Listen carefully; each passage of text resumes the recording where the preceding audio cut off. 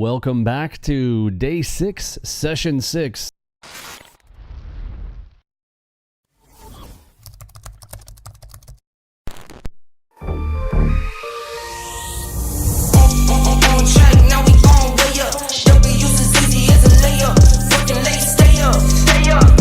Last night we covered headshot and now into the ignition bar here tonight. Don't want to get out of order here for our notes section. So what exactly is the ignition bar? This is going to be a high time frame bar that we're looking for that's going to clue us in to a direction. This is a directional bias indicator scenario. If I see an ignition bar, I do not want to trade against an ignition bar. That's it. If you write that down, that is the majority of what you need to know about the ignition bar. That is a solid bar from top to bottom with minimal wick. It is intended to be used with the 89 range tide chart. The ignition bar is an invaluable filtering tool in the order of operations process. If you see one of these right there, we do not want to ignore that. This little zoom in right here doesn't really quite do this justice, because the other thing that is very important about an ignition bar is it's bar number 3. We use this important number a lot. Bar number 3 after a pivot. So right here, you can count it. Technically, this is a good example, but let's count the bars. There's bar number 1, there's bar number 2, and here is bar number 3. When bar number 3 is a solid ignition bar from bottom to top, I do not want to trade against that. As soon as this one comes for the next set of bars, I am literally on my next play. I want to be playing in the direction of the color of that bar. Now, in ours, again, we kind of neutralize the bar colorings, but this is an up bar here. If you want to color your bars to either green or blue or whatever color you want them to. And we do have an indicator for this as well, with an audio alert and a visual that will turn it gold by default. Now you can change that to whatever color you want inside of the settings. Bar number 1, bar number 2, bar number 3. Once that bar completes, right here, I'm going to look for the next bar. And even if this is going to start turning red potentially here on this one, where that's what happens there with that little tail on the next bar, but look at the strength of this. Almost 70 to 80% of the time, this thing is going to continue on into the next direction. Not saying it's going to go a full 100 or 89 tick bars, but that is a very common situation especially when you have a pullback into an area on an 89 and a big ignition bar shows up. I want to play that next bar as though the next bar is going to continue, and essentially think of it as also being green. If there's an ignition bar right in front of this one, I am going to assume that the next bar is also going to be a green. It is as simple as that. I'm not going to trade against an ignition bar if I see it come in on the charts. This is going to be here on that chart number 1, top left. It's going to be on the tide chart. Now remember, if you are on the 3 chart layout, you are not going to have this. Here is what it looks like in the opposite direction. So we got bar 1, bar 2, and bar 3, a big monster. This one's got a little bit too much tail on it. I would really actually rather see it like this one. I don't know, we probably could have found a better example image for this one, but it's more like this one right here. That is more of an ignition bar where it is solid from nearly the top to the bottom, hardly any wick whatsoever. I would actually classify this one as an ignition bar. This one might not be a great image example there on that one, so I do apologize for that. This one, now that's a great example of one right there. That's what I'm talking about, where you get an ignition bar, and we also have, this is showing the indicator that will change the bar color for you, and you can also add a sound alert to it as well if you want to be alerted on an ignition bar to give you that warning. That's because that's what we care about, is it finishing off a complete flat top, that it has moved the entire bar, and then a new bar shows up. You maybe get that little wick. That's the perfect entry to the long side scenario. Hopefully we get a lower time frame entry along with it. Again, I'm not just taking this as an entry play. This is more about, remember, taking a high time frame opportunity with a lower time frame risk. And there's your colorings right there, long bar and short bar. We both have them set to gold by default, but you can change that to whatever you want.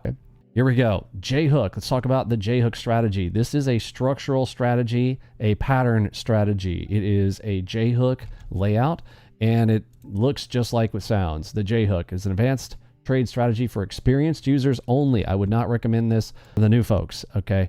There's a higher risk on this play for where the stop would want to be. You need to make sure, like, there are some strategies you can kind of get away with, like, well, it wasn't that big a deal. We got a target 1, no problem, target 2. We're looking for larger rewards, but there's also a larger risk along with this one. Generally, if you are a new person, keep these on your charts. A lot of people are like, oh, I'm going to take J-hook off my charts then. Well, I think you should have it there to know if you have the additional confluence of the J-hook opportunity, but don't necessarily play in on the J-hook entry. With that being said, let's get into the details of it. So J-hook is a powerful 3-target strategy, which can indicate a potentially large move in the market. The strategy is automatically plotted on the chart by Algobox, showing an optimal entry zone. That is the important section of this for the beginning part, for the entry, with a stop level and 3 target levels for your consideration in your trading analysis. Let's zoom in and take a look at what that looks like. So there are some components on the left. I'm looking for something that looks like a trap. We've talked about traps multiple times now. You're looking for something where it looks like retail might have gotten offside. It's like big red leg down. All right, retail's like, oh yeah, oh, and then all of a sudden they're caught. Okay, price comes up on them. Yank, what we call that first one. This actually kind of looks like a little bit of the doggy head that I was talking about on the 4-legged dog trap, but I don't see 4 legs over here on the left. But this is an ideal doggy head scenario that I like to play off of that 4-legged dog trap scenario. But if you have a 4-legged dog trap and then a J-hook behind it, even better. Then you can actually plot out your targeting, which is a little bit more difficult if you're playing just a pure 4-legged dog trap that we talked about yesterday. The key is that little J-hook. Okay, it looks like a little upside down, kind of backwards and upside down J-hook. Okay, kind of looks like a little hook there. You see it? Some of the key components of it, you're going to have a little triple crown right here, and you have 1, 2, and usually 3. You want to see something like this, but sometimes it's a little smoother like this one here. This one's a little bit more curved, almost a perfect little curve right there, but sometimes it can be a little bit more jagged and ended up looking like this, okay? And then we're looking for that takeoff move through a target 1, a target 2, and a target 3, which are some fib projection levels that are going to be drawn out there for you. So let's talk about what the ideal entry is. After you see a nice juicy trap to the left, because that's one of the things that qualifies a J-hook. You don't want to just take everything that looks like a little hook. You need to make sure you got a nasty looking trap to the left right here to trap those buyers or sellers in, depending on which direction your J-hook is setting up for you. This one is alongside. Here we go. We got the leg of hope right here. So this is where oftentimes a retailer on a trap, once they're in there on a trap, will go, oh, here we go. They'll generally add in on a position like this. Oftentimes you'll actually find a cross right in here. Even better. That means that retail did a larger set of retail stepped in right there at that spot. Or if you see it right here, even better as well on those J hooks. As this is curving around, you want to see them come in there. The absolute best is when you get the crosses laid out right there, right in front of the ideal entry locations. The ideal entry is a 50, between the 50 and the 618 pullback on the Fib extensions. Now, if you aren't familiar with Fibonacci extension tools or whatever, that's okay. Again, with our system, the J-hook is going to be drawn for you. Now, you do want to get familiar with using your Fib tools. We'll talk about that in the tips and tricks section. Oftentimes, as you are coming into our trading area, I kind of expect that people already know how to do that. If you want to know real quick here on your charts for the hotkey, it is the F8 on your keyboard, and this is going to be for your Fib tool. This is a default out of NinjaTrader, and that is going to be used to measure from pivot to pivot. And then that will give you some of these levels like the 50%, the 618, and then there's a bunch of others in the Fib series that you can learn about. And we'll talk about that a little bit later. But if you are measuring these and drawing one out on your own in case, because again, sometimes our system doesn't actually catch these. If you see a J-hook layout and you're like, oh, I see a J-hook, but the system didn't draw it, you can actually do this by hand if you want. Just use your Fib tool, grab the pivot right here, measure it to the top of the crown, and then that 50 and 618 level. If you've got our colorings out of our system, we are going to overtake your Fib tool colorings. Your Fib tool colorings will look like this one if you had installed Algobox. So you'll have those green, bright green, chartreuse green, bright green levels right there. And I can enter in anywhere in this zone for the ideal entry. Now, that doesn't necessarily mean that I'm always going to do this. So I say it's a little bit advanced because I will take a play outside of or above this area or even below it if I get some other play set up, like some of my favorites. I love it when I get an Enigma on one of these. You lay out an Enigma anywhere in this area, anywhere right in here, I'm going to take that almost every single time. My stop will be back behind the Enigma, and now I've got a new stop point, because a stop point on a J hook is actually rather large. If the J hook isn't going to work out, then it's basically a break of that pivot all the way down here. So the stop on this is much larger in general than most of our other play setups. This is not going to be a dot, box, or cross situation. This is a pattern scenario here, which is why I do not recommend this play for newbie traders. You need to practice this a lot, get good at this over time, see a lot of these, see them lay out, see them play out, and you want these particularly on faster instruments such as the NASDAQ and the YM. You see this on an ES or you see this on an RTY, some slower instruments, be very careful, because these can be very elusive. These things will turn into just a crazy shell looking thing all the time. This is a scenario where the faster instrument markets are going to have an advantage on the NQ and the Dow, which happen to be some of my personal favorites. So if I'm on those, I'm going to be looking for these J-hook opportunities because they have some big monster numbers in there. So what are the targets on these? This is the Fibonacci extension area. The reason there's kind of a double line right here, we call these the police lines. In my old videos, you'll see me talk about this. If you go into the advanced level J-hook stuff, there are a lot of videos, particularly around the J-hook, because there's several ways to play this. The way that it approaches these police lines, there are some advanced strategies around this. If you want to get deep dived into this, there are some videos down below at the bottom of the documentation area that I suggest that you go through as you hit this area. But in our boot camp here, I just want to let you know, this is a strategy. This is one of the play setups that we take. I'm looking for an entry here. It's labeled as the entry right here for you. If you've got it on our system, you'll see the entry point. So hopefully that should remind you. Take a play entry anywhere inside of this. If we touch right there inside of it and we're taking off, I'm taking contracts off here, here, and all the way up here on the target 3. Make sense? Now, you might ask yourself, well, hey, when it hits target 3, can I take a reversal? Actually, I generally do. I usually play this as a GLR as well. This is one of the advanced level things. If this play setup comes right up to the GLR, I'm going to generally take a shot at that for a 10 bag, same thing as a GLR that we talked about before on a double cross, double move. Here's one in the opposite direction here. We've got the play setup. We got the trap back behind it. We kind of get that little curvature in. We've got several points where we can enter in on the ideal entry location. And then we see the fallout there, target 1, target 2, and all the way down eventually to target 3. A little bit trickier one there. Again, when you see these, you're gonna know what I'm talking about, because a lot of these, again, when these don't play out, it's a deep one. Oh, I love it. Here we go. Here are some of my favorite plays. J-hook plus anything equals big plays right there. And this is what I was talking about before.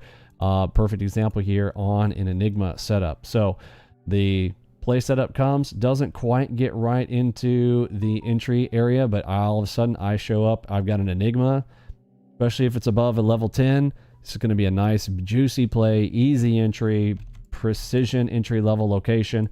Target 1, target 2, target 3 on the runner. Here's an example here where we've got double Enigmas on the way down. This is why I say it's kind of advanced, because you can play this multiple ways as these set up. You see the J-hook potential show up. Now I get the entry there on the Enigma for 1, target 1. Here comes a 1. Is that a 136? My goodness. Now I'm entering in on the short side. This is probably after hours. Generally, when the numbers get this high, this is usually like an after hours play. Huge numbers there. Target 1, target 2, all the way down, target 3 on a J-hook pattern layout that shows up on your charts. Now, the reason that I originally saw these show up for myself was I used to get hung up on these. I would see some play like this and I would think, okay, I saw some play over here to the left on a setup, and then I see, look, okay, here we go. We're coming back down. We're coming back down. And I would get stuck on it myself. And then I would see these things run up and I'm like, you know, it's got this little curve. It's like a little J-hook. And so, you know, I kind of joked with my wife about this. Her first name starts with a J. And so I was like, you know, I might name this one after you. And I would see this. I'm like, if I'm going to think of Mrs. J, all right, Mrs. J is upside down here going, okay, look out. Like, don't play this back down into the stop area here. And that is how this kind of originally originated from me seeing this kind of get me wrecked several times, and it was like, dude, I'm not trying to short that stuff anymore, especially on the long sides that I used to get caught on, because I'm a big short specialist personally. I like shorts because shorts end up playing out faster. As I mentioned before, that slow favors the bears. I'm sorry, slow favors the bulls. Fast favors the bears. So I'm kind of generally, I like to play the short side because it just happens quicker. That is just a personal thing with me. So any other bears in here? Tell me in the chat there. Let's get some. I know you guys are probably bored of me talking constantly. Type in bull or bear. Are you mostly bull or are you mostly bear? Or how many of you are honey badgers? You're just like, you know what? I don't care. I take it both directions. Honey badger, bull or bear? Type that up in the chat. I'm kind of curious if anybody's a crazy bear like me. Slow favors the bulls. Fast favors the bears. That's right, Tommy. He knows what's up. All right, another example right here. This is where I talked about if the crosses show up, even better. Okay, this is getting them off sides. Love it. Both green showing up. You're getting bigger as well. 12 and a 14. Let's go. Big numbers off of that one. Target 1, target 2, and target 3 on a scenario right there. I see a bunch of badgers. How about that? A lot of people who are like, I'd play it both ways. Don't care. Oh, man, look at all the honey badgers in here. Okay, you guys are obviously Algobox people. I'm telling you. Love you guys. Y'all are awesome. They're like, hey, if the play sets up, I'm going to take it. I love it. I've just found in my own stats, I find myself taking more shorts than longs in general. Okay, so here we go. Another one. We've got the trap. Yes, looks like we're going to the long side. Trap, don't think so. Now we're coming down. J-hook shows up. Boom, all the way to target 1. Now we've come back and just missed the entry one. This is one I was talking about before. Like sometimes it'll miss that entry by just a hair, but all of a sudden I get a cross or an Enigma or something else. And these are plays where I can add into my position. After I see the J-hook, now I'm thinking, okay, well, I've got space here for targets. And so now I will use other entry plays to play these out. Sometimes I'll use a double dot. Sometimes I'll use an Enigma. And generally, I don't play a pure J-hook by itself anymore just because our system has gotten so much more powerful. I will wait for some cross scenarios or other things besides just the pattern structure of the J-hook. J-hook settings internally there. This is a heavy processing pattern. So because of that, if you did want to take, if your machine is struggling, this is one of those you might want to take off because again, you can see them visually, number one. Number two, it's one of those that you should be, advanced before you're using them anyhow. So I'm not going to fault you if you do take them off of your charts, but this is a hog. Okay. This does do it's a lot of horsepower to check and do all these checks that's happening internally to draw out the J-hook to see what's coming all across all pivots. There's a lot. If you think about how big that space is on what happens internally, if you're, code-minded or not, doesn't matter. You can imagine for us to be able to predict trap to the left, all of this work here, it's a lot going on there. So if you want to take these off your charts, totally get it. This is one. If you want to save yourself on some performance, I wouldn't fault you for taking the J-hook off because you can do quite well with the other stuff anyhow, and you can visually see these, in my opinion. Pop them up there. If it hits T1 quickly, more likely to hit T2 and maybe T3. Generally, yes. Yeah, and that we talk about that in the advanced level strategies as well. It is a great tip there that Kiwi is talking about from the advanced level strategies. If it does hit T1 rather quickly, kind of goes straight to target 1, then generally, yes, 2 and 3 are more likely. If it kind of meanders to it, less so. There's a whole thing around if you think about what's happening as retail and the big dogs, which direction that they're taking it. After a swift trap where they're trying to get them to push, there's that rapidness that comes out the backside. That does help with T2 and T3 if we go quickly to target 1. So thank you for bringing that up there as well. Again, some advanced level stuff on J-hook. Don't get lost on it, but again, through boot camp here, we're touching on stuff, making sure you know and understand and cover them, but go deep dive. Remember everything in any of these. If you scroll all the way to the bottom, the videos are going to be included at the bottom down here. So make sure you go into the J-hook series videos. This isn't the only one.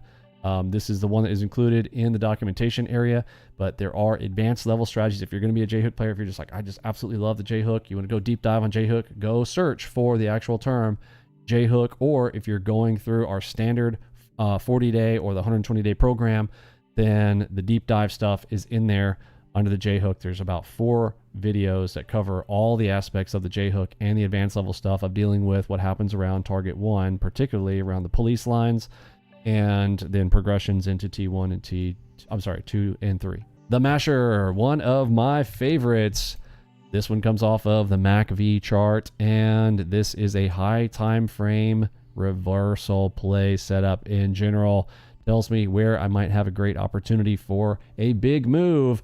Looking for those 40 bags. If I'm going to hit a 40 bag, I'm going to hit it off of one of these mashers. Not every time, but I'm just saying, like, this is one of my favorites to grab a 40 bag off of on the masher. Okay, masher reversal detection.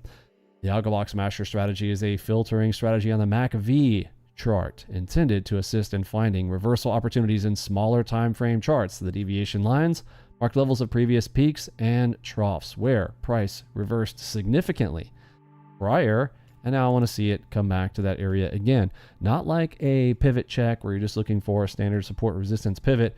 We're talking about pivots that show up on the histogram that can kind of be hidden in there, but will also show you at different levels that are not up there on the price themselves, but are down here in the histogram of the MACV. All right, so it's like, what is he talking about? Let's get into it and take a look. If I have seen this one, this is in the past. Now, doesn't necessarily mean that I got to take the opportunity to take that play unless I look over to the left, because all of this is about looking to the left, getting information, projecting it to the right, and then taking action. So in this case, can we obviously tell that that was a major pivot in the past? Everybody say, yes, that is a major pivot. I can totally see it. We came up and we came down. Now, even for the new folks, you need to learn what pivots are. I know we have had some people that are brand new with us and you're like, you know, I'm new to trading as well. A pivot is generally just a place where price reacted strongly and literally reversed. It's just a little pivot and we reversed. Went up, went down, went up. That's a pivot. So major pivot, yes. So major pivot happened right there. So what I want to do is I want to look down here. There's my eyeballs. I'm looking, I'm like, There's me. I'm looking down there and I'm like, I see you. I want to mark this level with my F6 tool. F6 is the hotkey for the horizontal line tool. Okay, so press F6 and then I'm going to come over here and click. This one also, we have, I can tell, these nice little dashed lines here.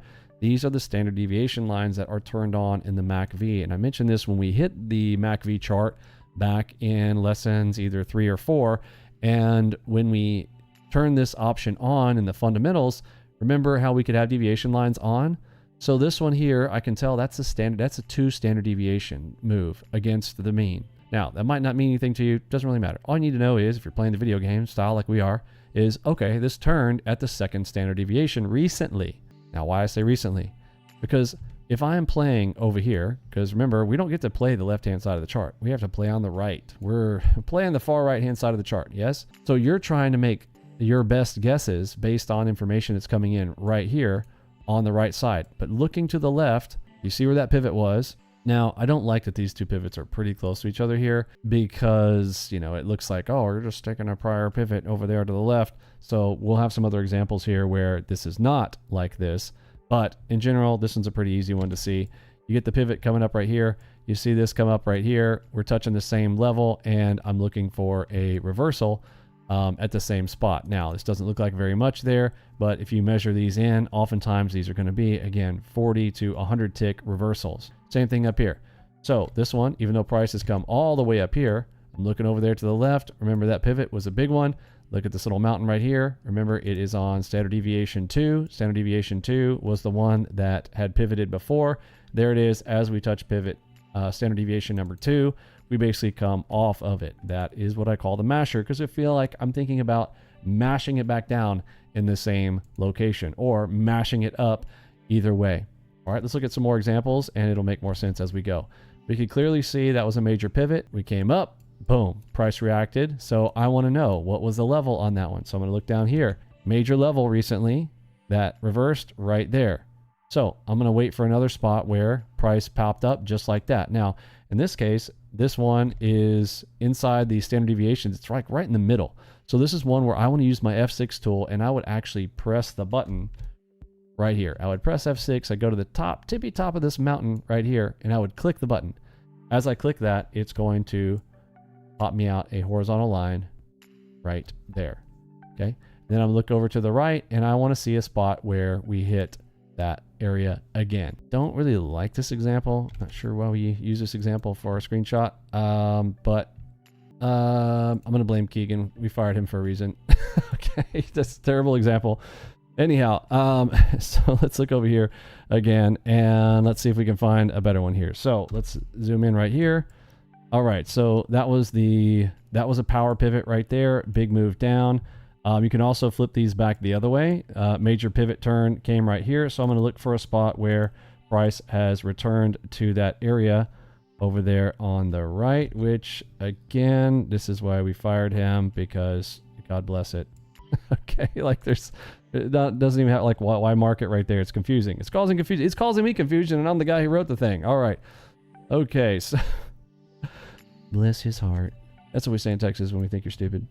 So another pivot come up into this area here, and we are looking for another area where we are pivoting. And this is a 45-degree angle market. So it's another one that I don't generally want to look for a masher when the market is looking at a 45-degree angle. So again, not a great example here on these.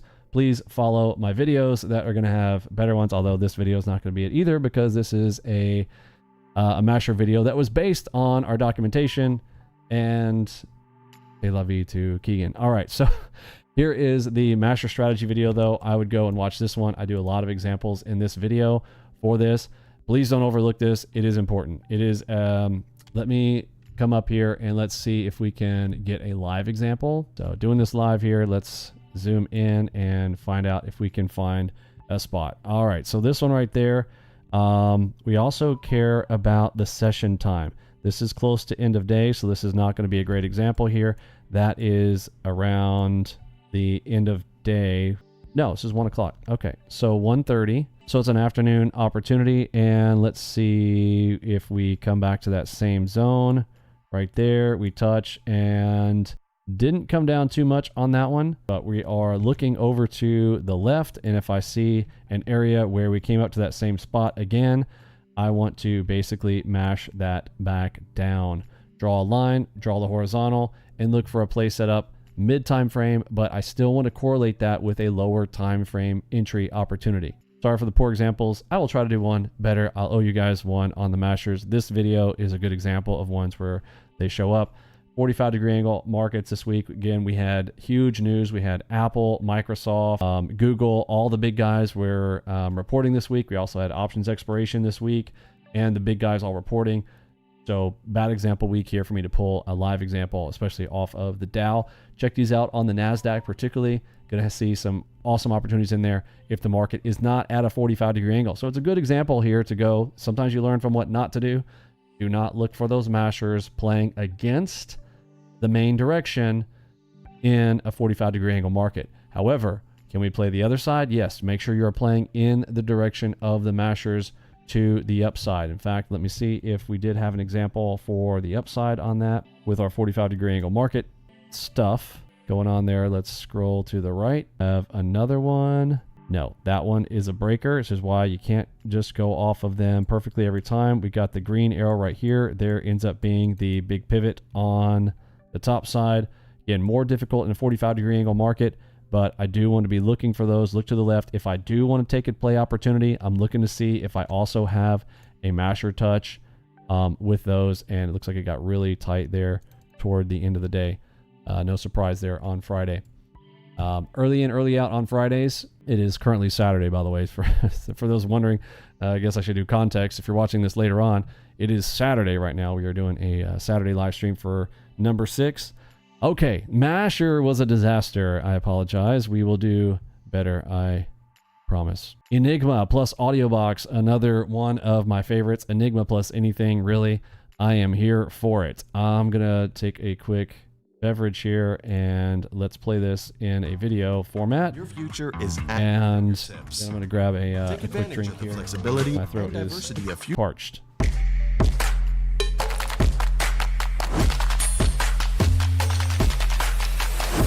Enigma and AudioBox strategy from Algobox, a powerful combination for real-time order flow analysis.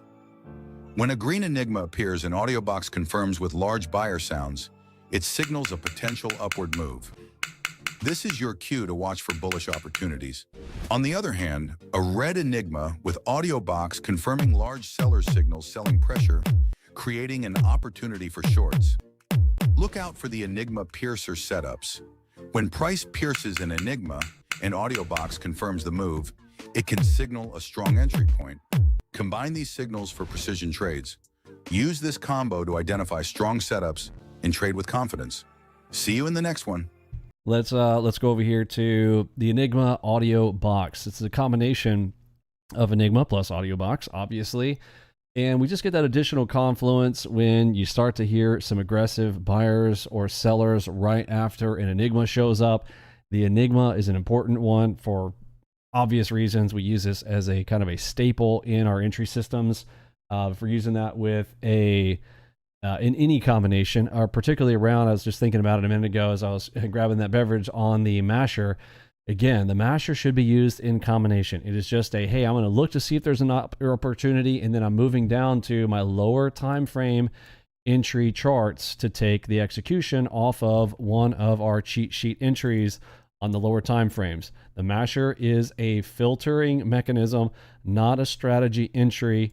Please don't forget that. I needed to make sure that that was importantly mentioned, because remember, the MACV chart itself is the primary filter chart. Go all the way back to fundamentals day 1 and day 2, where we talked about that center filter being the main filtering mechanism. I'm going to move up here real quick on the top side. We're going to come up here to the top left.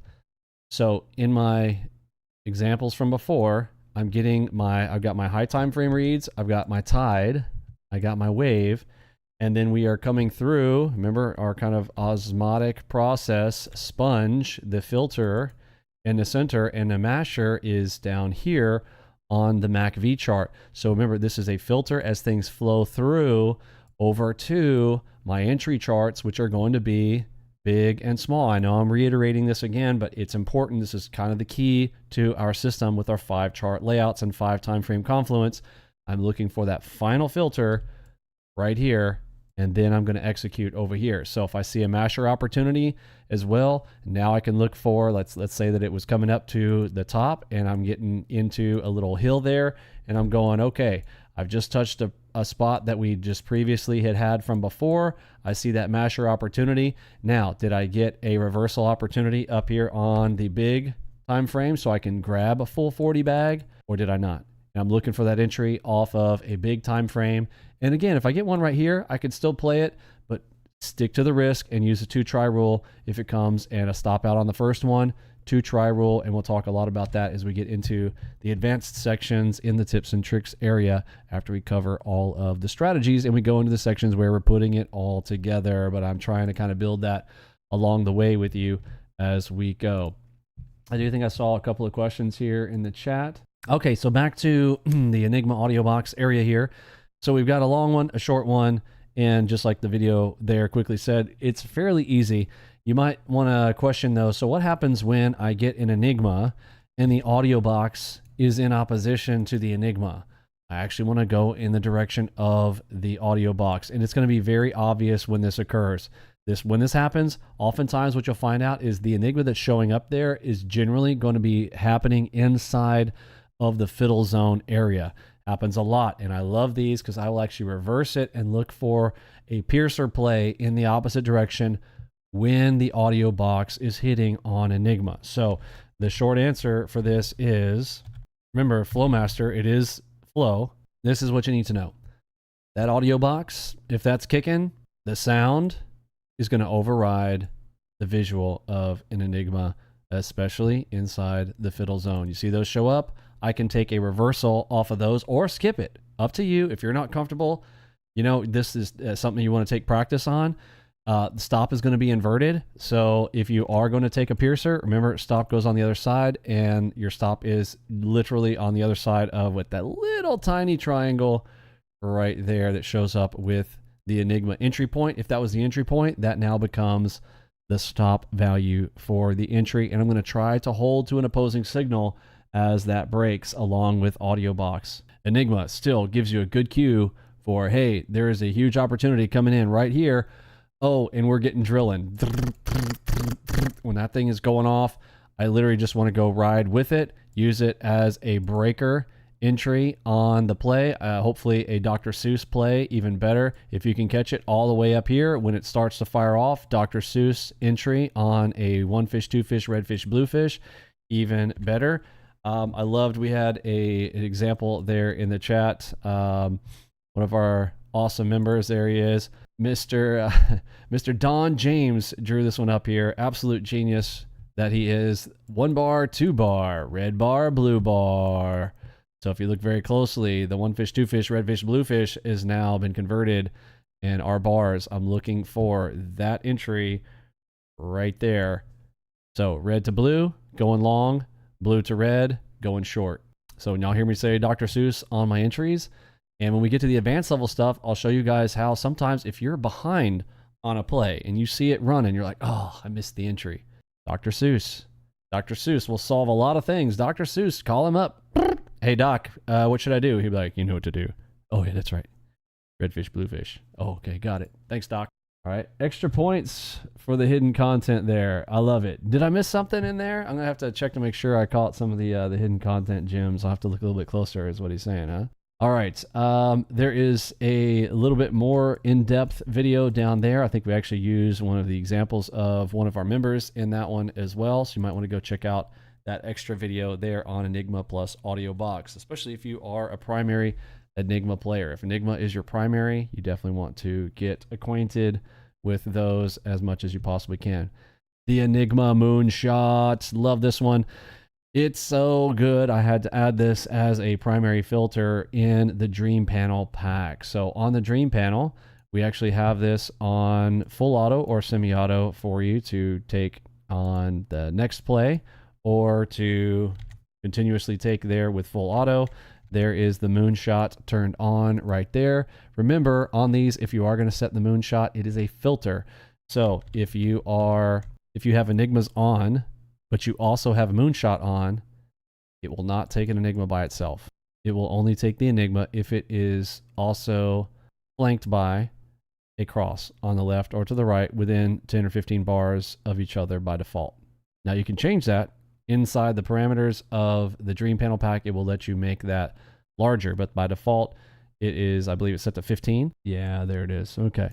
So if you're going to go into the MoonShot cross threshold, it's set to 20. If you want to make that, you want to tighten it up, you can, but that will go to the left or to the right of an Enigma. It goes 20 to the left, 20 to the right.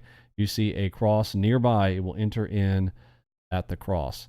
If there is a cross over here to the left and the Enigma shows up and the distance between the two is 20, then it will enter. All right, there you go. Hopefully you can read through my scribbles there. And you can also change the low strength threshold there for AOs if you want to use those for your cross entries. By default, it is set to 10. Unless it's a 10, it's not going to show up. In the evenings, if you're riding along with the Nomads, so this is a QN, make sure the Nomads listen to this one. So send this detail to them if they missed it. They probably want to set this to like a 5 or 5.5 for the evenings. Great opportunities for the MoonShot on some of those crosses on the super AOs. I'm sorry, the regular AOs, but you might want a lower value there in the evenings in the non-US sessions. So what is a MoonShot? It is a combination of the moon, which is the Enigma, and of course the headshot scenario that we talked about from yesterday's, the last thing we kind of ended on, the importance of the combo there on that. Well, same thing with the Enigma. It's like kind of picture the Enigma as being a little head there, and then the crosshair, the reticle sitting there right on the head along with it. That's the ideal when they're like right next to each other. You get that precision entry. However, if it was like, if the cross showed up right here or the cross was like over here, still valid play setups, which is why we have that threshold. But if you want yours a little bit tighter and keep it closer, you can change that. If you want it, you know what, I want it only if it's exact and absolutely perfect and within 5 bars of each other, which again, if you see them, you'll know the ones, right? Like a scenario like that, absolute perfection, huge moves off of those plays. There's the infamous level 39 with a 14.4. that comes in on some of our screenshots on our websites and some of our external content. Beautiful setup right there. There's a live example on a live chart right there. That's a moonshot. Not playing the Enigma all by itself. See this one right here? It looks like an Enigma. I'm missing the cross here. What am I missing? Am I missing it? Do I see a cross anywhere near that? Okay, we're in the moonshot area, but there's an Enigma example. And this is why Keegan got fired. Okay, next thing. All right, here we go. Next, let's go to... What is a moonshot? It's a Flowmaster Enigma plus a Flowmaster Cross. How do you trade it? Red Enigma, Flowmaster Cross. Sell it. Stops above the Enigma. Simple. Algobox. Level up. All right, the Enigma MoonShot. Let's go to Enigma Cadence. One of the most important things, as I said, I believe in session 4, the most important thing, cadence. Any of my videos with the word cadence in it, you need to understand the daily cadence. You need to understand the intraday cadence. And in this case now we are talking about the Enigma cadence for strategies. This will also play into full auto strategies, making sure when you will learn a concept, when we get into the full auto stuff, of series of losers, the SOL, what are called the black swan events. Like, you do not want to get caught in a black swan event. So the best way to prevent a black swan event is wait until a black swan event occurs, because it's such a rare scenario. You can wait until one of those occurs and then begin your situation. That is the short way to explain cadence on full auto scenarios. And then of course in series of winners and losers, cadence is a very valuable piece of detail and information. The general idea is as simple as I might want to wait for a few of the losers to happen in a row and then begin my cadence sequence on turning on either full auto, or even for myself, I'm executing manually. You will see that the cadence will help you out in general. If you were just to, like, you know, you're not doing any filtering whatsoever. You're not thinking about going in the directions of tide, waves, or ripples. You're not thinking about any of that stuff. If you can count to 3, I've said this is kind of a hack to kind of hack your way to put some points on the board. It's kind of like wait until the other guy gets worn out. Like if you're going to get in the ring with Mike Tyson, like make sure like 3 of your other buddies go in there and try to swing at him first. And then when you get in the ring and all fresh, like you can get in and get a couple pops and then like get out. You know what I mean? So like let them get worn out. It's a very, you know, a simple idea and concept behind it. So here we go. Enigma Cadence. 3 losses, 2 winners, restarts. All right. The Flowmaster Enigma Cadence strategy focuses on tracking 2 consecutive failed Enigmas before initiating the first trade on the next Enigma. This is talking about the mornings. So there are 2 things that you want to pay attention to when I actually just talked about this in a live stream the other day. So for the morning session, I am looking for a cadence of 2. In the afternoon, I'm looking for a cadence of 3. Got it? Write those down for your notes. Write them better than my Crayola drawings. But in the morning, looking for a 2 cadence. Afternoon is 3. So in the morning, I want 2 losers in a row. Then I'm expecting, my expectancy is that I'm looking for a green to show up. But even if it doesn't, what I don't want to have is a lot of losers in a row. So if I want to avoid a loser, every time I avoid a loser, I think of it as a win. If I let 2 losers go by, I've already won twice. That's my mental idea behind this little hack, right? So I'm thinking the third one is going to be a winner. Well, what if it's not? Oh, but what if it's not, Vinny? Okay, that was a loser. Well, how many of you lost in a row? 1. Can you come back from 1 pretty easily? Sure. What happens if another one loses, Vinny? Well, I mean, you could. It could be in that weird black swan event scenario. Okay, you had 2 losers in a row. Okay, no sweat. Now I'm really thinking that they're wore out, and I can't wait for that third one to come in. Yes, I had 4 losers in a row on either, I think it was Thursday or was it Friday that I had because I wasn't waiting on cadence, right? Because again, this is really more of a hack, and for people who have smaller account size type of scenarios that can't, you know, necessarily live through a drawdown scenario, I just say, hey, this is a cheat for anybody with a small account. Just wait, and then wait for the other guy to get wore out, and then start swinging at him.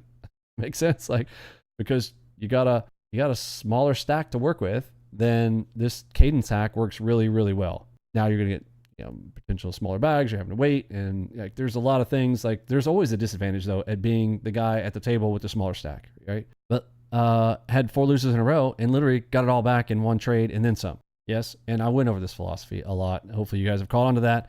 I do not think you have to sit there and wait and go, okay, well, if I lost 2 in a row, I got to get 2 winners. No, you don't. If I lost 3 in a row, I got to get 3 winners. No, you don't. You get it all back in one. It's got to increase your trade size from trades 1 through 5.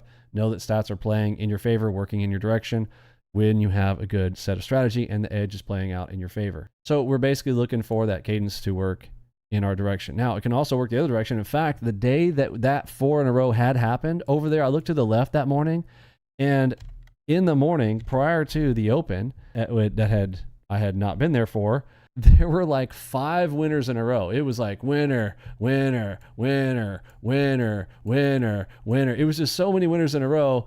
And then it just happened to be like, okay, well, now it had a loser, loser, loser, loser. And then we back to had, winner, winner again type of scenario. So it works the other side too. So if the cadence starts going, hey, I got 3 winners in a row, be careful of expecting like that 4th one to come up again. Although oftentimes when you start to see the Enigmas rolling and rolling and rolling, these will go 5 to 8 in a row. We actually saw one series of these that went 13 winners in a row. I actually traded live. That was pretty neat. Go check out that. Go to our Algobox official YouTube channel and type in 13 winners in a row. It's a pretty cool live stream that day, just watching Enigmas just hit after hit after hit. The Enigma Cadence strategy outlines a wait through a sequence of 3 failed Enigmas in the afternoon, starting a series of 5 trades. Now, the whole 5 trades concept we talk about with our 5 trade tracker. Remember, you can run this the electronic version, or you can have your physical version over there on your table, like I've got over here on the left-hand side with my 5 coins.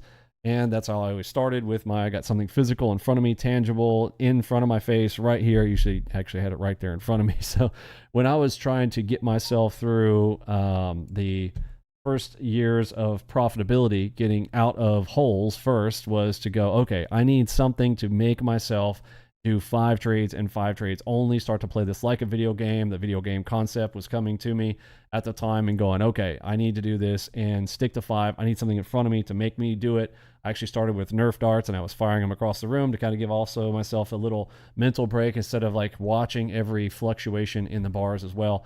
Whole little psychological components of having a vision boarding system right there in front of you that's tactile with that touch. Okay, the objective is to get 2 winning Enigmas for the first 2 trades of your 5 trade session.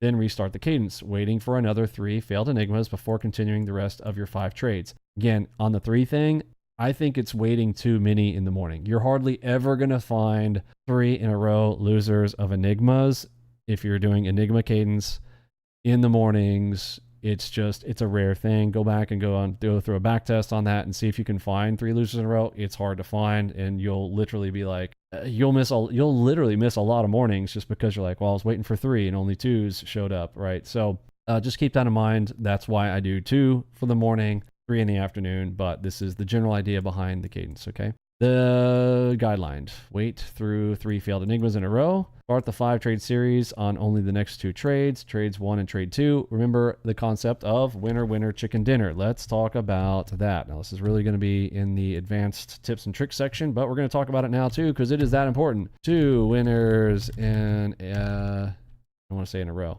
2 winners in a 5 trade series is really what I'm looking for. Doesn't mean that trades 1 and 2 have to be winners, but within that 5 trade series, I want to see 2. Ideally, obviously, it would be great if I can get the first 2 winners on the board. Well, fantastic. However, I might have winner, loser, winner. At this point, I always tell people, like, I want to gauge my sizing. If you're trying to go, well, what position size should I have? Everybody's always like, Vinny, what size do you do? You don't necessarily go what size another person is going. It depends on your risk tolerance and your necessities, like what's your baseline for how do you put enough points on the board to pay for dinner. And I joke about it, but everybody kind of knows the old adage, winner, winner, blank. What is it? Chicken dinner. Y'all heard this? If you haven't, you might be too young. Okay, winner, winner, chicken dinner. All right, winner, winner, chicken dinner is what I think of is with my 2 winners, I want to have made enough with my 2 winners in whatever 5 trade series. I have to put dinner on the table for me and my family. So winner, winner, chicken dinner, that's where the concept comes from. And then I will also look for a bonus. So you'll hear me say this a lot in live streams. So if it doesn't click with you right now, don't worry. When you get into the live streams, you see me doing this on a regular basis. I'm looking for that blue, B for blue, bonus. I got to make enough to put food on the table for my winner winner on my 2 winners. And then anything beyond that is a bonus. And we talk about how I kind of approach a bonus with a little more, I'll say precision, but that's what I'm looking for, is something I really want that extra great trade. I might wait in for a higher time frame coming with me, some extra confluence along with it, because I don't want to go in the hole on my bonus. Now, it doesn't mean it's just one bonus, because sometimes, let's say that one goes red for some reason. Okay, well, I will swing at another one until I get that extra one. I get that little chip in, and then I'm done on a session. Make sense? Wait for another series. Let's see. Take the next 2 Enigmas, trade 3 and 4. Wait for another series of 3 in a row. Take the next 2 Enigmas. So this is just the pure hack right here. Okay. If you could probably close out all your other charts, have one chart, just Enigmas, and you just want to play Enigmas and literally take everything off of your charts. And you're going to go classic Enigmas only. And you wanted to play it. People have asked me that before. What if I just want to play Enigmas and Enigmas by themselves, nothing else? Then Enigma Cadence is what I would tell you to do. Targeting, same thing as always, depending on which time frame, looking for runners. Now, I like to play Enigma to Enigma, right? For my full auto systems, I literally will turn on Enigma to Enigma. So if you want to wait until the Enigmas, you had a couple of losers in a row, and then turn on Enigma full auto, holding Enigma to Enigma, red to green, green to red. That's a very powerful strategy in my opinion. We'll talk more about that when we get to the full auto sessions there. Here's a great example of it. Let's kind of go through these here. Now, these don't have targetings on them. Let me see if I got an example with targets turned on. All right, so another bad example screenshot. Gigan, you're fired. Okay. So it's hard to tell whether these went 20 ticks or not. So this is terrible for Cadence. Watch my Cadence video around this, and hopefully I will also work on getting you guys some better screenshots for these, because you can't really tell which ones of these actually hit their target. So a target on an Enigma is 20 ticks minimum. I'm not looking for 10. I'm not looking for 15. On an Enigma, even down on the ones, I am looking for a 20 tick target, which is what the default is for drawing that little blue line off of an Enigma. Let's pull up some live example here, and we're going to look to the left, and we'll see this live since we've got another bad example section. So there's an Enigma, and there's an Enigma target. Now we're down here on the 3s. I'm going to go down to the 1s so I've got more examples. So remember that these blue lines are going to be, those are the targets. So let me do this. This will be kind of a fun example. I'm going to right click, duplicate window. This is also something that I don't think we talked too much about. With some of the shortcuts on the charts, if you right click the word chart on any chart, right click, you'll get this option here to duplicate window, which will then put all of the same indicators. So you don't have to add like, oh, I got to do another chart. I got to add all the indicators, whatnot. This is a quick, cheap, easy way to duplicate everything that's on a chart with all the settings and all that kind of whatnot. Right click on the chart, hit duplicate window, which is what I'm going to do right now so that I can pull some stuff off. Okay, I'm going to duplicate window, put my original off there. I'm going to go into the indicator list here, and I'm going to pull off a bunch of stuff that is not Enigma. I'm going to leave the speedometer on. Delta Flagging Pro, Bella Dots, Alpha Omegas, Crosses, Harmonics, J-hooks, position manager buttons, we'll leave those on, profiler off, regulator. Okay, leaving the Enigma DreamPanel on. Okay, so now we should be seeing purely Enigmas and be able to tell if they hit their loser before they hit their winner. So this is an example of a loser. How can we tell? That did not hit its target. You know what I'm saying? And why it's important to have these lines on when we're doing these examples. So these are drawn on by default. So this one I actually like to mark with an F11. So the key that I'm going to use here is I like to mark my losers with F11. Okay. So that tool is actually it's actually the Fibonacci circle tool. But if you're wondering, people ask me all the time, what is it that I use to mark a loser? Okay. That's the F11. So that one was a loser. This one also looks like a breakdown below. That was probably one with an audio box. I love these when they come down like this and I hear audio box kick on right here. Audio box kicking. I'm going to go short on that, and I'm looking for some targets back behind the Enigma on a scenario like this one. And this was two losers in a row down here on the ones. Okay. Now, one right in front of it, big winner right there. No problem. That's a winner. So again, I'm going to mark the losers, and we're going to look at cadence afterwards. Okay. So this one, they did not hit their targets. They came down, broke out both of these. So you had a double Enigma right here. That's one. That's two. This one, that one's a winner. So that is a nice morning cadence. So to take that next one. So in the morning, I got loser, loser, right? So if I got an Enigma cadence, that is an Enigma cadence of 2. Does everybody understand that? How do you get the data off of the Fib Circle? That is a good question. I do have mine set in my properties. So in here in the properties of mine, I did set this as default. So the date time, divide time separately is unchecked. Well, here's my settings. If you want to grab my settings there, I've got 5 price levels. These are the ones that I've left on. Invisible. So that one is blue. This one is cornflower blue. This one is steel blue. This one is a dark cyan. This is a sea green. There for my settings on mine if you want my same colorings. But feel free to, like, you know, if you want to make those kind of red or something, I mean, come up with some cool ones. Maybe we should do a little contest to see who can make the coolest Fib circles there to make it look cool. But yeah, I pull off the text on those, so they're just little circles there for me. So I kind of makes it easy for me to visualize how many in a row. Okay. So there's 2 in a row. In the morning, I would be looking to take the next Enigma, and you'll actually hear me say that in the live stream. So like, okay, I got an Enigma cadence of 2. I'm taking the next one. I'll go up here and I'll turn full auto on scenarios like that. Okay, so winner. This one right here, that one's a loser, right? Did not get anywhere close before the pivot. Hopefully an audio box queue to still give me an opportunity to take that if audio box started kicking in long right back behind that one, and if it was in the fib zone especially. That's 2 winners in a row. Winner, winner, winner. So that's 3 winners in a row. And remember that cadence I said kind of works the other way too? So winner, winner, winner. Okay, be careful. I got 3 in a row, and yep, there shows up a loser, right? So cadence can come the other way as well on you. So look at these 3 winners in a row. Well, what happened right in front?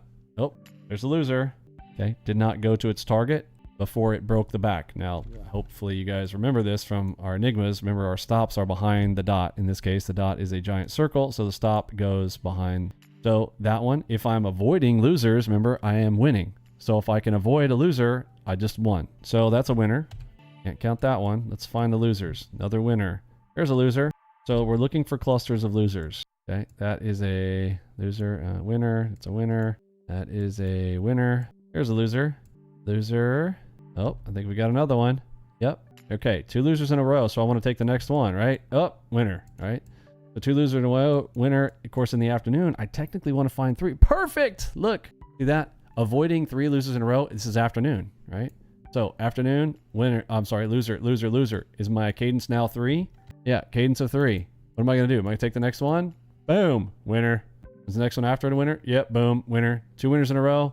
You're done on the day. You have to put food on the table. Do you see how this is kind of a cheat? All right, here we go. Broke past the back. And if you have AudioBox, so I wouldn't necessarily turn off AudioBox. You want to have AudioBox maybe turned on, but you could just do a single chart with AudioBox and Enigma on it and Cadence AudioBox. I mean, I'm just saying. I'll probably do a video around that and do some market replay. Would you guys like to see that? If you guys want to see that, let me know there in the chat and down in the comments if you're watching this later. If you'd like to see a market replay session of me just playing AudioBox and Enigmas on a chart completely naked with anything else, using full auto, turning on and off based on cadence alone, I think that'd be fun. Let me know if you guys agree. Loser, that's a winner. The winner, so 2 winners in a row. Another winner, 3 winners in a row, 4 winners in a row, 5 winners in a row, and a loser. So loser, 5 winners in a row. Let's see if we had 2 losers. Nope. So just 1 loser in that Mitch. That's a winner. That is also a winner. Did not break the back. There's a loser. See if we can get 3 in a row in the afternoon. Nope. Winner. That one close. Nope. That one's actually a loser. Winner. Winner. I'm going to have to add more days of data. Anyhow, do you guys understand cadence? Is that a good set of examples there for everyone? Do you understand cadence a little bit better now and know how to draw it? Any questions? There were 2 winners for every 1 loser in that whole series. Is that what you're saying? Yeah, if you're going to take every single Enigma, you know, that could work in your favor as well, especially on the ones. When the ones, let's look at the distance though. Let's see. Distance from a 1 entry is 16 ticks. So a loser is 16 ticks on the ones. Now remember, I'm all the way down here on the ones. It's about 16 ticks for a loser, 20 ticks for a winner. Again, ratios, you should also take into account, remember, the higher that you go, remember I've talked to this before, the higher the algo bar that you go, the more risk and all that kind of whatnot, which is why I love taking trades down on the ones. If the market is going to allow me to run the ones, I'm running the ones, right? Because I have the least amount of risk and I've got the maximum amount of reward if I wait for a high time frame play and then I enter in on a low time frame risk. Does everybody understand that concept? Like that is the beauty of the beast that is Algobox, being able to come in here and take the lower time frame risk entries with the higher time frame winners, and that are so visual. Again, you can do this with other chart types and whatnot, but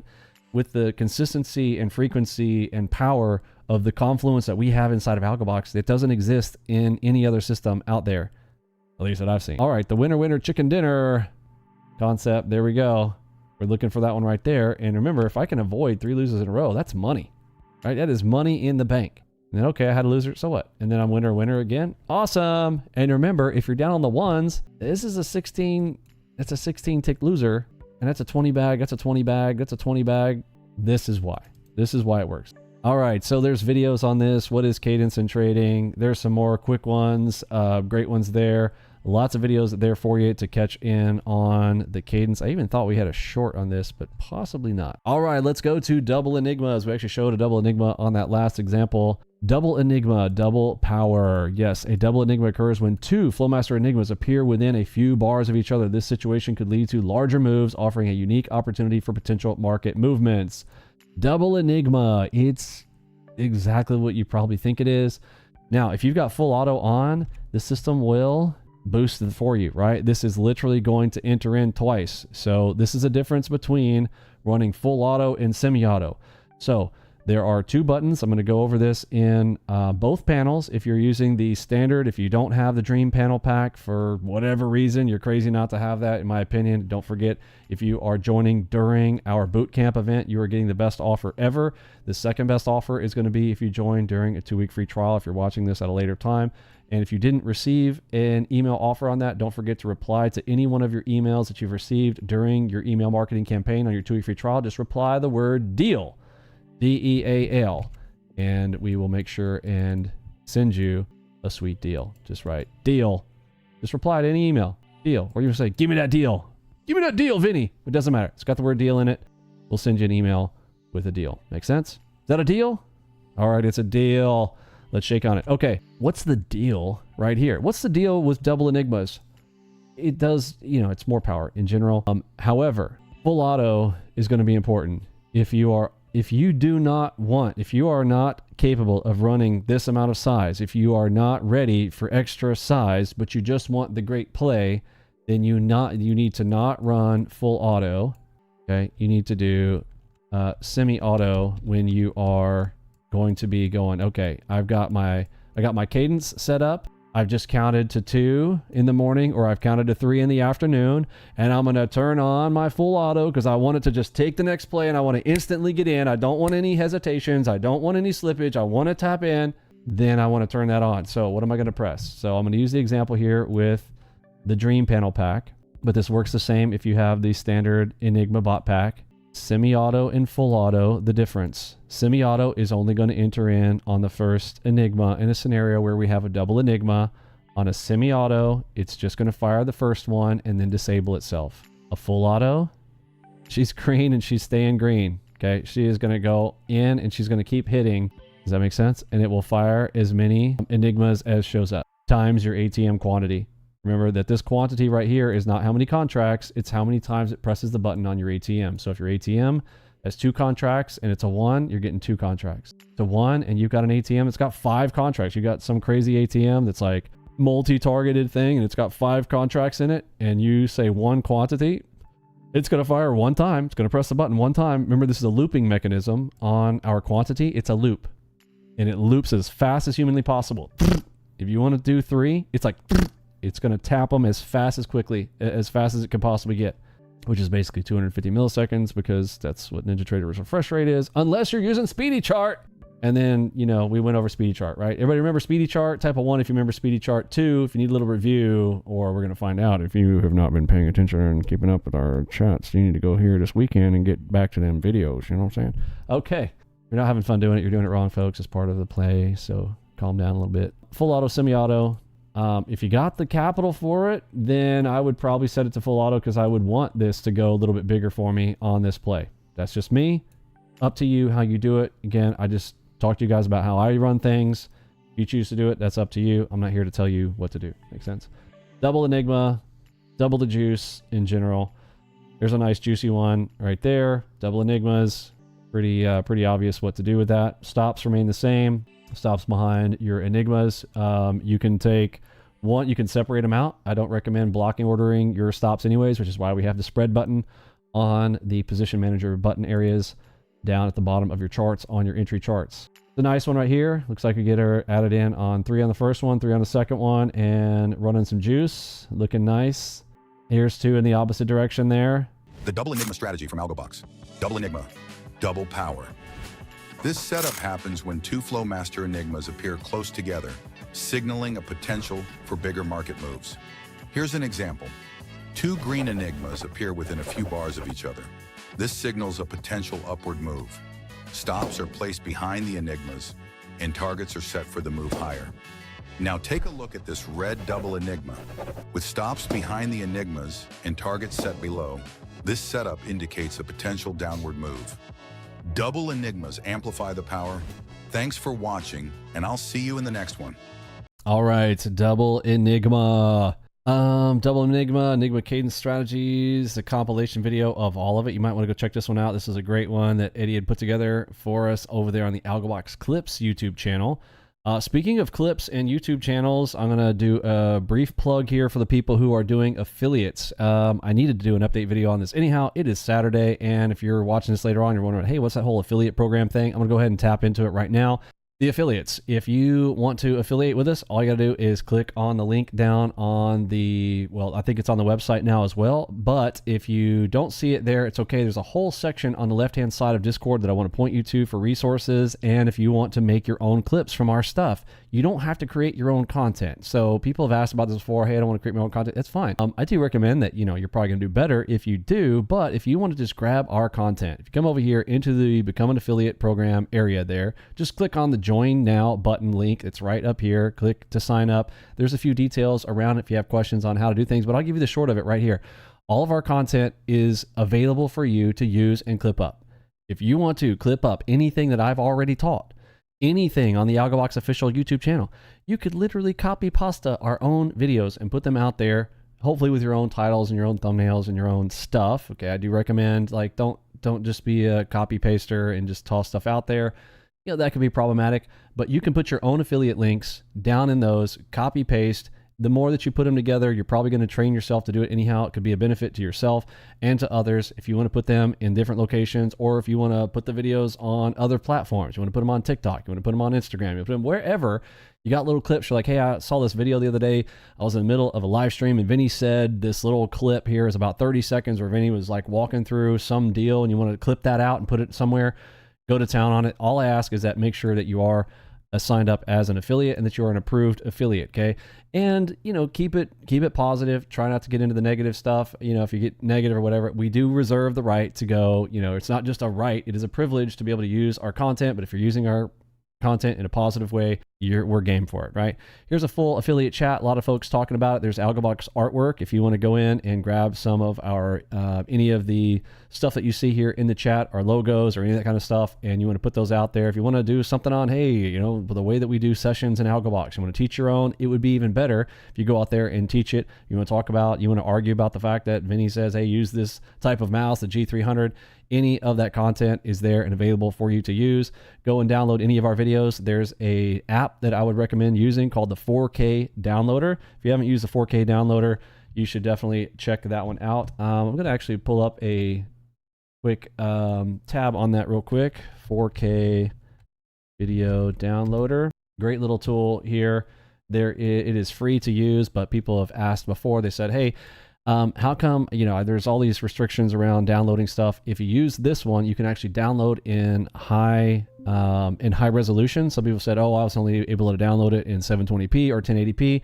If you use the 4K downloader and select the second option up at the top, don't select the default auto, but select it to download an MKV format, you'll be able to download in the highest resolution 2K or 4K for our newer videos in 2K or the older videos in 4K on the Algobox official YouTube channel. And that is the 4K video downloader, and literally repurpose our content, put it where you'd like. And if you want to use your affiliate code down below, don't forget, all you got to do, if somebody signs up for a 2-week free trial, you will still get credit for it. We have a 365-day cookie, which means that if somebody comes in within 365 days, an entire year of you having recommended them to come and check out, do a 2-week free trial with us, or go through a boot camp, any of the free training stuff, come into our Discord.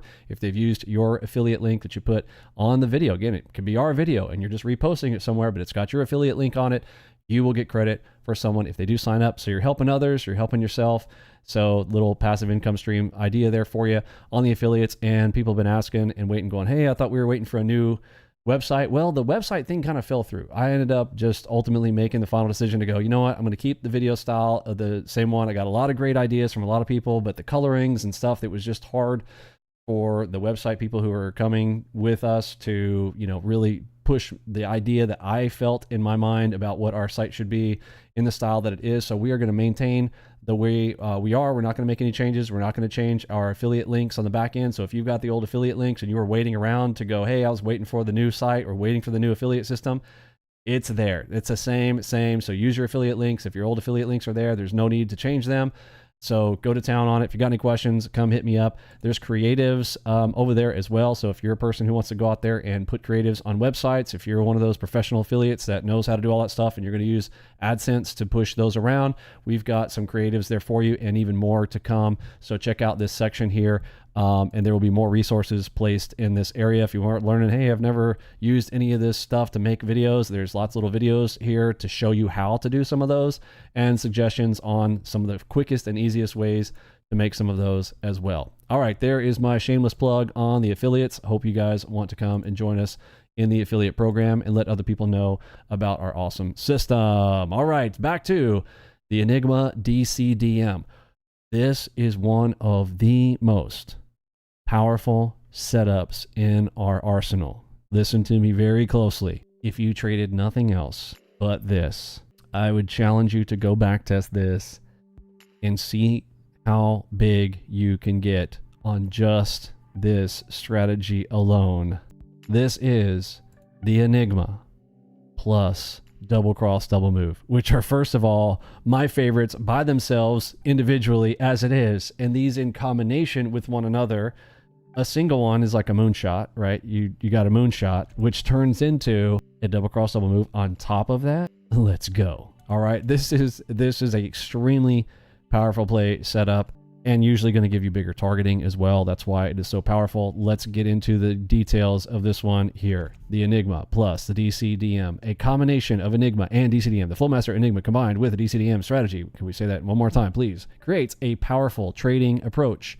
When the DCDM appears, it significantly strengthens the Enigma signal, potentially doubling the move. This confluence provides you the option to set your take profit at the DCDM yellow target line for a potentially filled target. Now, what is the normal target on an Enigma? This screenshot was obviously taken either before we even had auto targeting on, because you don't see the blue line, or it was taken off purposefully just to give the demonstration to run this all the way up to its Enigma target. But if normally the target on an Enigma is probably like right here for a 20 bag, okay, double cross, double move. I can't tell because I don't have the side numbers over on the right and don't know how big these bars are, but this is a huge move opportunity where you can hold the entire thing all the way out to the gold line. Do you understand the difference? If we need a little bit more review, but I'm just going to show you some examples of these. So Enigma, then after the Enigma. Now this does mean this is an Enigma, then a double cross, double move. I'm not really interested. It's not as cool. If you get a double cross and they're over here somewhere, then you get an Enigma. We're just playing it regular. But if you get the double cross after the Enigma, now I will be adjusting my targets immediately to push out and look for that gold line. Combine DCDM with Enigma for a powerful strategy. Set targets at the yellow DCM line and potentially double your move, making it ideal for larger players. Well, larger plays. Now, stop is a little bit deeper. Okay, got to put my stop back behind the Enigma. So it could be deeper. Or if you want to put a stop back behind the double cross on move, I wouldn't fault you. But then you want a 2-try rule on entry, re-enter on a double cross. Thank you, Eddie. Eddie put a link there to the Algobox clip channel there as well. All right, here is a short side play. Right there. Looking juicy. And another. Boom. And another. This one right here, that's $6,000. It's not even at its target yet. Yudge. All right. The Enigma released. It's Saturday. We're calling it early. Thanks for hanging out. Be back tomorrow for session 7. I will see you guys on Monday for our live stream. Don't forget Mentorship Monday. I'll catch you there. Thanks for hanging out. For me, Pippi, Robbie, Lunchbot, Mod Squad, Curtis G, and Eddie B, I am sending out that big H-Town. See ya. Art team, you know what to do. Let's show these fine folks how it's done.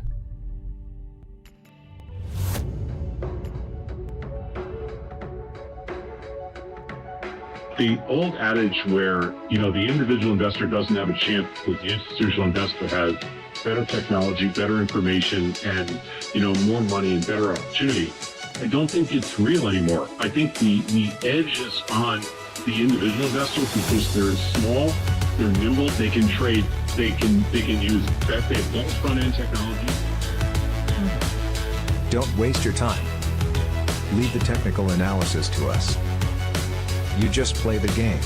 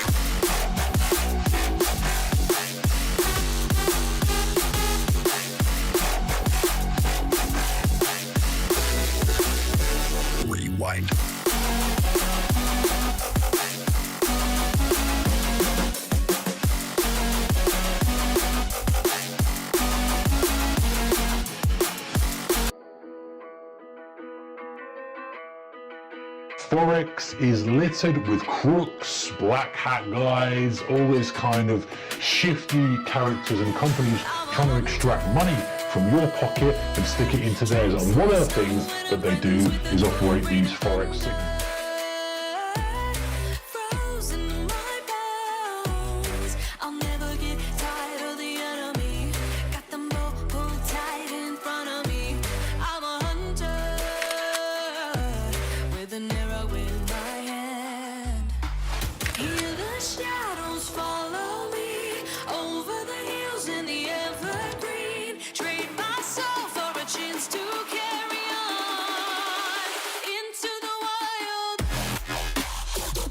Delta vibrating. Long. Look for long. Harmonic paddle. Pick up. Down on freeze. Order filled. Target filled.